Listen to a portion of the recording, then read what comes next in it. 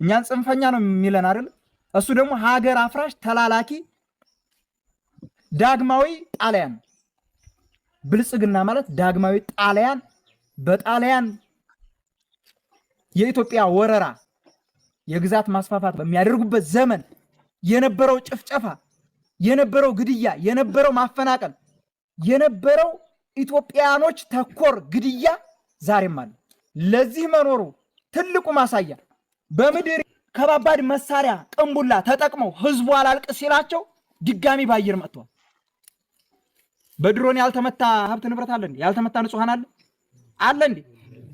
እሺ እንደው መከራ ታይቶ የተሰራው የህዝብ መገልገያ ተቋም ተብሎ ተቋማቶች ጤና ጣቢያ እነዚህ በድሮን አልተጨፈጨፉም?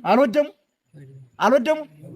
ህዝብ ላቡን ጠብ አድርጎ እንጨት አግዞ ድንጋይ ተሸክሞ ሲሚንቶ ተሸክሞ አርማታ አብክቶ የሰራውን መሰብሰቢያ አዳራሽ አላወደመው? አውድሞታል አይደል?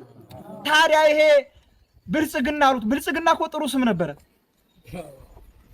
ነበረ ስሙ።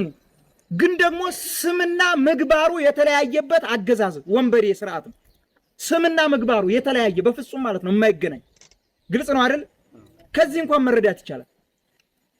ለዛም ነው ዳግማዊ ጣሊያን በኢትዮጵያ ምድር ላይ ቤተ መንግስት ቁጭ ብሎ ሀገሪቱን እያተራመሰ ሀገሪቱን ወደ ፍርስራሽነት እየለወጣት ያለ አገዛዝ ስለሆነ ቀጥታ የፖለቲካዊ ትጥቅ ትግል ወጥተናል።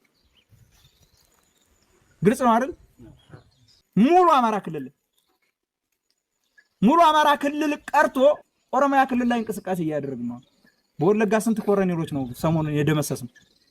አማራ ፋኖ ብሔራዊ ንቅናቄው ወለጋ ቢዛሞ አንሻ ሰይድ እዝ የአገዛዙን ወይም የዚህን የወንበዴ ስርዓት ጥምር ጦር የሚመሩ ወታደራዊ መኮንኖችን ጭምር ከበርካታ እግረኛ ሰራዊቱ ጋር ደምስሰንበታል። ወታደራዊ መኮንኖችንም ደምስሰናል። የሎጂስቲክና ፋይናንስ ማዕከላቸውን ማርከናል። በጣም በርካታ የነፍስ ወከፍ መሳሪያ ማርከናል።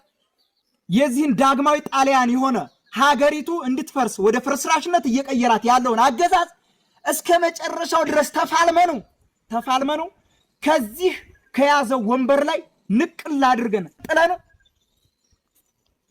ኢትዮጵያን በወርዷ በስፋቷ ልክ ሲያስተዳድሯት የነበሩትን የአባቶቻችንን የአመራር ዘይቤ እንተክለዋለን። ያኔ ኢትዮጵያም እንደ ኢትዮጵያ እፎይ ትላለች።